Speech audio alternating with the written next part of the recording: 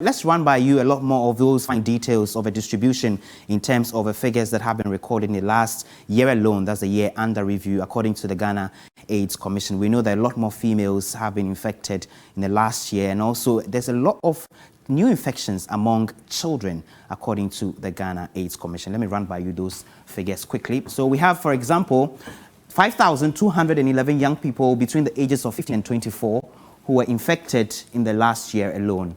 And now we have a total number of new infections, a staggering 18,928. And 28% of all of those are new infections, and they were among young people, as we've said. And so we have 4,325 females and 886 males contracting the disease in the year 2020 alone. And now we have the adult population, that's 10,032, that's of 25 years and above. They were infected, representing some 53%.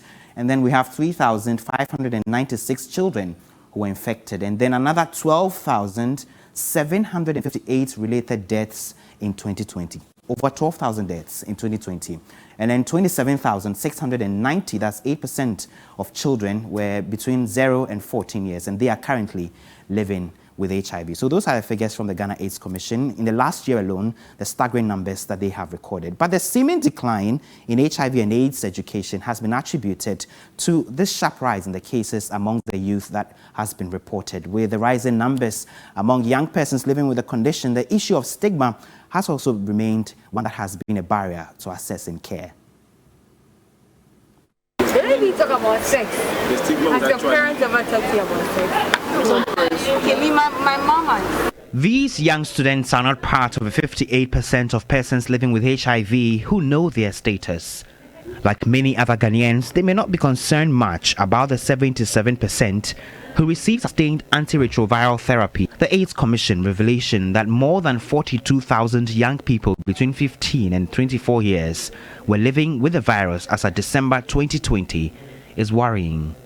So if our parents are to educate us on sex or the adolescent reproductive health and all that, I think we wouldn't be where we are now. It's very possible that someone around me might have, HIV, but feels very shy or feels afraid of the stigma. They are clear in their minds why these figures continue to soar. One of the days where you're going to have sex with someone, you need to think about it before you do it. But of late, it's normal. It hasn't really come to mind that maybe I have it or someone close to me has it. But who is to blame? You might look weird to tell your partner, oh, let's go get an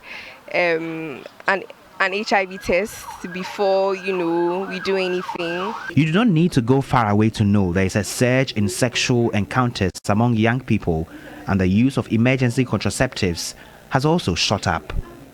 They will tell you that, well, I'm not in a regular relationship, so I don't have sex regularly, even though that might not be the case.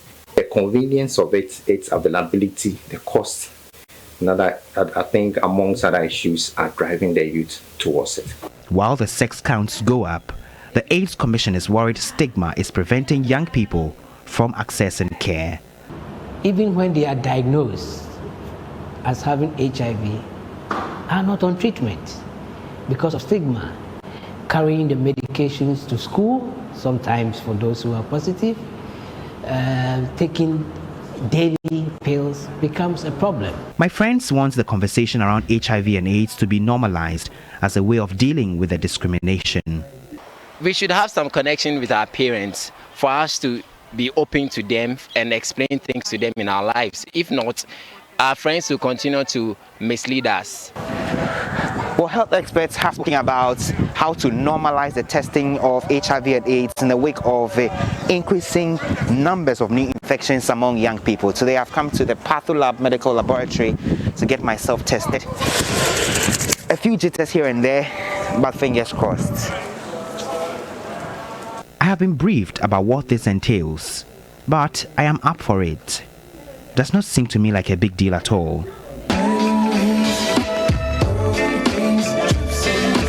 The wait can get anxious sometimes. After at least 12 minutes, the results were ready. The test results is non-reactive. meaning that you don't have it.